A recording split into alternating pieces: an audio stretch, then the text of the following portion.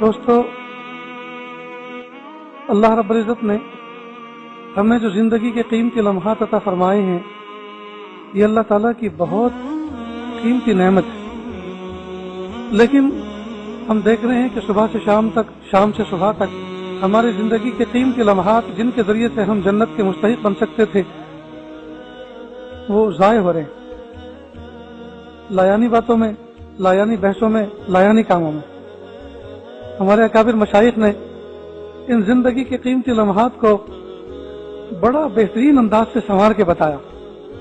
حضرت مولانا تقی عثمانی صاحب رحمۃ اللہ دامت برکاتہم، ان کے والد بزرگوار حضرت مفتی شفیع صاحب رحمۃ اللہ علیہ، مفتی اعظم پاکستان، انہوں نے ایک مرتبہ ان کو فرمایا کہ بیٹا، کہ جس وقت میں استنجا خانے میں ہوتا ہوں، تو جس وقت میں استنجا کر رہا ہوتا ہوں تو اس وقت میرے ہاتھ فارغ رہتے ہیں، میرے ہاتھ فارغ رہتے ہیں. میں سوچتا ہوں اس وقت اور کوئی کام تو کر نہیں سکتا، تو وہ جو نل کے نیچے لوٹا رکھا ہوا ہوتا ہے، میں اس کو مانجنا اور صاف کرنا شروع کرتا ہوں، تاکہ اتنی دیر میں یہ وقت بھی میرا کام میں لگ جائے. کہ میں اتنا وقت بھی ضائع کرنا مناسب نہیں سمجھتا. اللہ ہمیں لمحات زندگی کی قدر کی توفیق عطا فرمائے. تو مومن کو چاہیے کہ اپنے اوقات کو ضائع نہ کرے، وہ کوئی ایسی بات نہ کرے بیہودہ جس کی کوئی میننگ نہ ہو، کس کا کوئی مطلب نہ ہو. وہ کوئی ایسا لطیفہ، کوئی ایسی بات ذکر نہ کرے جس میں سے کوئی نتیجہ نہ نکلے سوائے ہو ہا کے. عجیب دوستو المیہ ہے. مسجدوں کے باہر چبوترے بنے ہوتے ہیں، بیٹھنے کا سسٹم ہوتا ہے، سنتیں نفلیں چھوڑتے ہیں اور آ کر باہر بیٹھ جاتے ہیں، براجمان ہو جاتے ہیں، اور وہاں ایسی ایسی باتیں، اتنی لمبی لمبی باتیں چلتی جس کا کوئی مطلب، جو راستے میں سے گزرا اس پہ تبصرہ، اس کے پیچھے کوئی نہ کوئی بات، اور بلا کسی تحقیق کے. حدیث پاک کا مفہوم ہے، محبوب نے فرمایا ایک مومن کے جھوٹا ہونے کے لیے اتنا ہی کافی ہے کہ وہ سنی سنائی باتوں کو آگے بغیر کسی تحقیق کے چلائے. اس لیے دوستو، کامیاب زندگی کا گر یہ ہے کہ ہم جب کوئی بات بولنا چاہیں تو پہلے یہ سوچ لیں کہ اس کے بولنے سے کچھ نفع ہے یا نہیں. اگر نفع ہے تو کہیں، اور نفع نہیں ہے تو نہ کہیں. یہ مومن کی پہچان ہے. بولنے سے پہلے وہ چیک کرے اپنے جملوں کو کہ یہ جو مجھے بھی تقاضا ہو رہا ہے کچھ بولنے کا، یہ جو ایک دم سے ایک مطلب پیٹ میں دکھتا ہے نا، مجلس بیٹھی ہوئی ہے اور ایک نے ایک لطیفہ سنایا تو دوسرا فوراً دوسرا سناتا ہے، تیسرا فوراً اس کی بات ختم نہیں ہونی پاتی کہ فوراً وہ کیچ ہاتھ میں لے لیتا ہے اور پھر وہ شروع کرتا ہے، اور اس کی بات ختم نہیں ہوتی کہ فوراً وہ انتظار میں رہتا ہے. بلکہ لوگ دوسرے کی بات غور سے سنتے ہی نہیں، وہ سنتے اس لیے وہ سوچتے ہیں کہ اس کے بعد مجھے کیا کہنا ہے. یہ لایانی باتیں ہیں. اللہ ہم سب کی اس کی حفاظت فرمائے. اللہ پاک نے قرآن پاک میں منع فرمایا، اور اللہ پاک جو لوگ ایسے کام نہیں کرتے، ایسے کلام نہیں کرتے، ایسی باتیں نہیں کرتے، اللہ رب العزت نے ان کی فلاح کی ضمانت کی. قد افلح المؤمنون الذین هم فی صلاتهم خاشعون والذین هم عن اللغو معرضون. جو لغو باتوں سے، بیکار باتوں سے، بیکار کاموں سے اپنے آپ کو بچا کے رکھتے ہیں، وہ کامیاب ہیں دنیا میں بھی اور آخرت میں. یہ چیز قابو میں آئے گی کیسے؟ اس طرح آئے گی کہ جس وقت آپ دوستوں کی محفل میں بیٹھے ہوں اور اس نے کوئی لطیفہ، کوئی بات سنائی ہو، تو آپ کے دل میں تقاضا ہوگا میں اس سے بہتر کوئی بات سناؤں.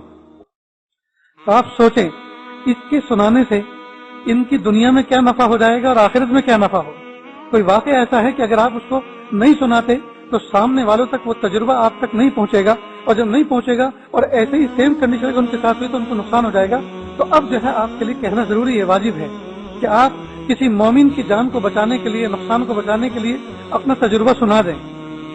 لیکن اگر کوئی بات ایسی نہیں ہے، بس خواہ مخواہ کی بات ہے، تو آپ اس کو نہ سنائیں، اور اتنی دیر دل ہی دل میں سبحان اللہ الحمدللہ پڑھ لیں. آپ کے وقار میں اضافہ ہوگا.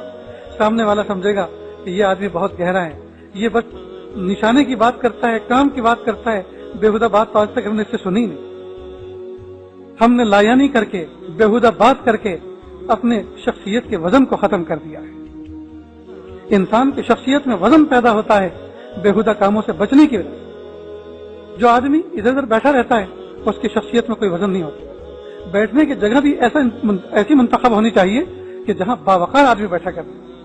اب ہم بس اڈے پہ بیٹھ گئے آڑے ٹیڑھے ہو کر، ہم جو ہے کسی چائے کی لاری پہ بیٹھ گئے آڑے ٹیڑھے ہو کر، تو لوگ ان حلقوں سے بھی اندازہ لگا لیتے ہیں کہ آدمی کا وزن کتنا ہے.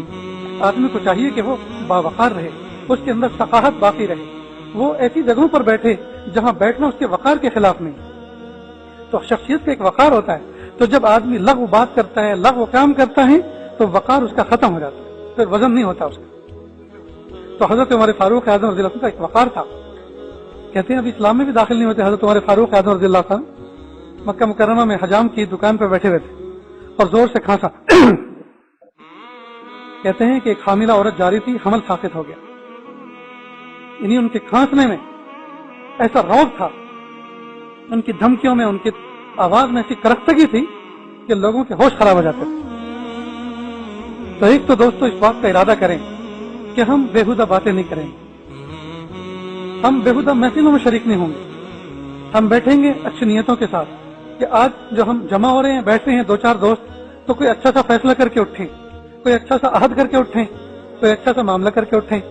और तेरी मेरी जिससे हमारा कोई वास्ता नहीं, ऐसी बहस जिसके बहस के करने से, सुनने से, उस जिसके बारे में बहस की जा रही है कोई फायदा होने वाला नहीं, तो हम उसके बारे में कोई तबसरा ना करें। कई मरतबा सियासी तबसरे होते हैं, हुकूमत के तबसरे होते हैं, वजीर आजम के बारे में बात हो रही है और वजीर आजम को पता भी नहीं, तो ये लाया नहीं है। भाई अगर हम कोई ऐसी बात कहें कि उस तक पहुंचे और उसको फिर इस बात का एहसास हो कि हाँ ये बात गलत है, तो आपकी बहस करने का कोई फायदा हुआ। आप बहस कर रहे हैं यहाँ, वो बैठा है शिमाल जनूब में जी, और उसके फरिश्तों को भी पता नहीं है कि आपने बात क्या की है, तो इस बात का क्या नफा दोस्तों? ये लायानी बात है, ये बेहुदा बात है। दोस्तों आज हमारे पास वक्त बहुत है और काम हमारे पास थोड़ा है, काम हमारे पास बहुत कम है। नतीजे हो रहा है हमारे नाम आमाल में या तो औराफ खाली जा रहे हैं या लायानियों से भरे हुए जा रहे हैं।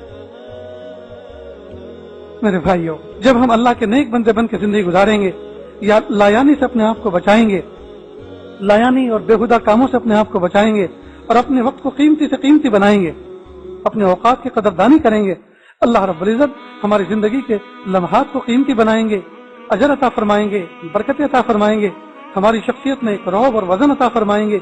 और इसके साथ साथ अल्लाह ताला दुनिया और आखिरत को हमारे दुनिया हमको अल्लाह पाक जन्नत का मजा दुनिया में अता फरमाएंगे और आखिरत को अल्लाह पाक बेहतर से बेहतर बनाएंगे। तो दोस्तों इस बात का इरादा करें और कोशिश करें, आज तक जो कुछ लायानी और बेखुदियां हमसे हुई, जो कुछ बातें की हमने की, अल्लाह ताला से हम सच्ची तौबा करते हैं और आइंदा के लिए आज़्म करते हैं। अल्लाह हमारे लम्हात जिंदगी को कीमती बना दीजिए और आने वाली जिंदगी को गुजरी हुई जिंदगी का कफारा बना दीजिए। व आखिर दावाना अनिल हम्दुलिल्लाहि रब्बिल आलमीन।